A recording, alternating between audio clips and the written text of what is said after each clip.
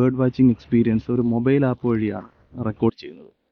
പലതരത്തിലുള്ള bird watching recording apps ഉണ്ടെങ്കിൽ തന്നെയും, അത് ബേർഡിങ് ആപ്ലിക്കേഷൻസ് ഉണ്ടെങ്കിൽ തന്നെയും ഈ ബേർഡാണ് അതിൽ ഏറ്റവും ഫേമസ് ആയിട്ടുള്ളതും ഏറ്റവും കൂടുതൽ ആൾക്കാർ ഉപയോഗിക്കുന്നത്. ഞാൻ ഉപയോഗിക്കുന്ന ബേർഡിങ് ആപ്ലിക്കേഷനും ഈ ബേർഡാണ്.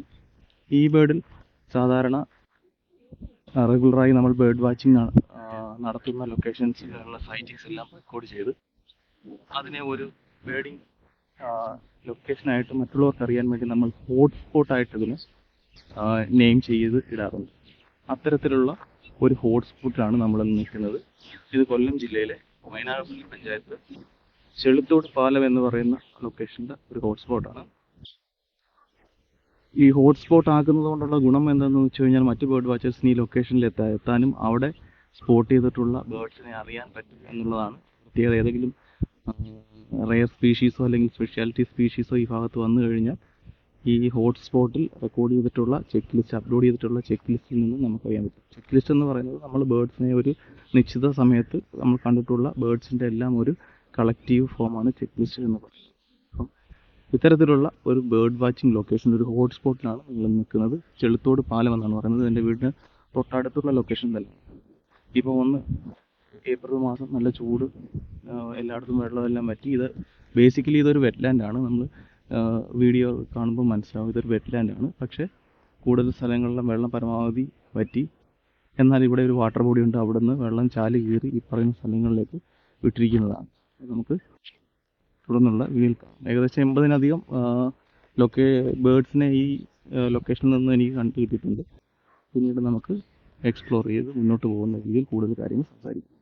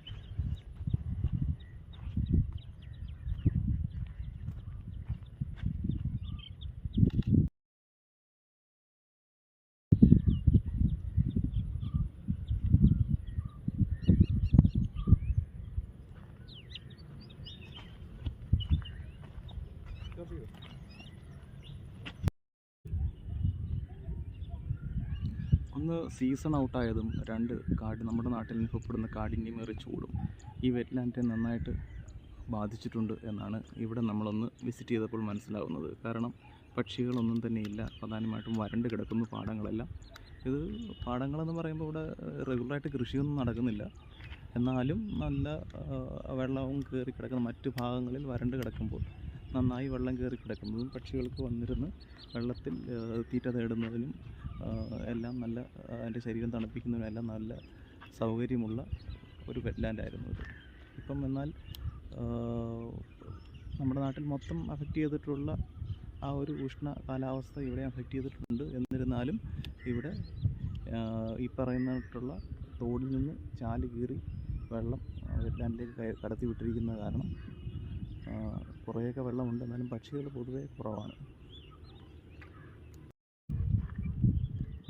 ഞാൻ ആദ്യമായിട്ടാണ് ചെളുത്തോടെന്ന് പറയുന്ന ഈ ഒരു ലൊക്കേഷനിൽ എത്തുന്നത്. ബേർഡിങ്ങിന് ആദ്യമായിട്ട് ഒരു ക്യാമറ ഞാൻ കൈ കൊടുത്ത് ഇറക്കി വിട്ടിട്ടുണ്ട്.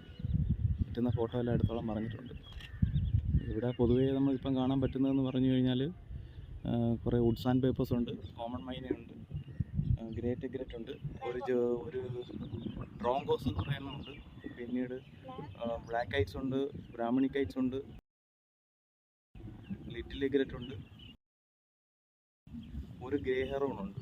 പിന്നീട് ഈസ്റ്റേൺ കാറ്റിൽ എഗ്രറ്റ്. ഓക്കെ, ഈസ്റ്റേൺ കാറ്റിൽ എഗ്രറ്റ് ഉണ്ട്. അതേപോലെ തന്നെ പിന്നെ കാണാൻ കഴിയുന്നതെന്ന് പറയുന്നത് നമ്മുടെ നീലക്കോഴി എന്ന് പറയുന്ന ഗ്രേ ഹെഡഡ് സാംഹനുണ്ട്. ഇത്രയും സാധനങ്ങൾ ഇത്രയും നമ്മൾ ആൾറെഡി കണ്ടു കഴിഞ്ഞു. ചെക്ക് ലിസ്റ്റിലായിരിക്കും തുടങ്ങിയിട്ടില്ലായിരിക്കും. ഇതെല്ലാം കൂടി ഒരു പരിപാടിയാണ്.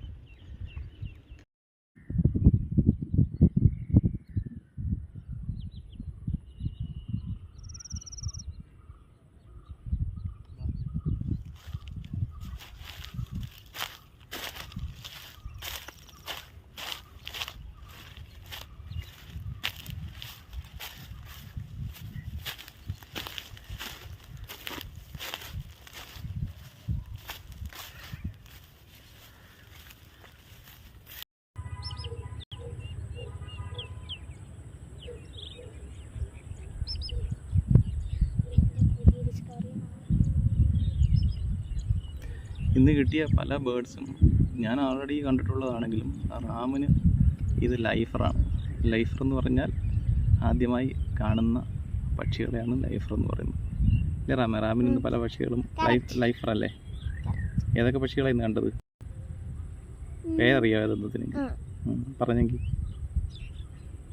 സ്വാൻഹെന്നിനെ കണ്ടു, ബ്ലാക്ക് ഡ്രാങ്ക് കണ്ടു, ബ്രാഹ്മണി കൈറ്റിനെ കണ്ടു, ബ്ലാക്ക് കൈറ്റിനെ കണ്ടു, ഈസ്റ്റ് എഗ്രറ്റിനെ കണ്ടു,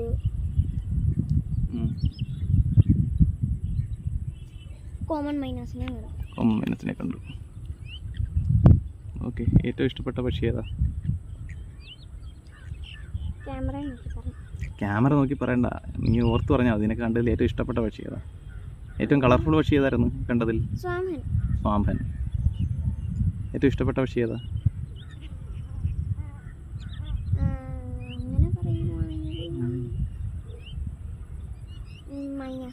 മൈനസ്.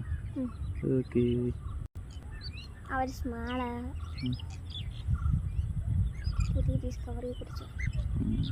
ഓക്കെ. നീ സംശയം ചോദിച്ച പക്ഷിയുടെ പേരേതായിരുന്നു കാണിച്ച പപ്പയെ? ഇത് കാണാൻ വയ്യല്ലോ. ഇത് ബ്ലാക്ക് ഹെഡഡ് ഐബിസ് എന്ന് പറയും. ഇച്ചിരി ഇങ്ങോട്ട് നേരെ കാണിച്ചേ, എന്നെ കാണിച്ചതാണ്. Black headed ibis. Ibis black head. എൻ്റെ തല നോക്കിയ കറുത്ത കളറല്ലേ?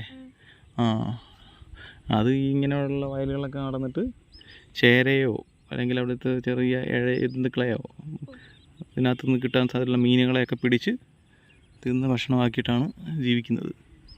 Black headed Ibis. ഓക്കെ,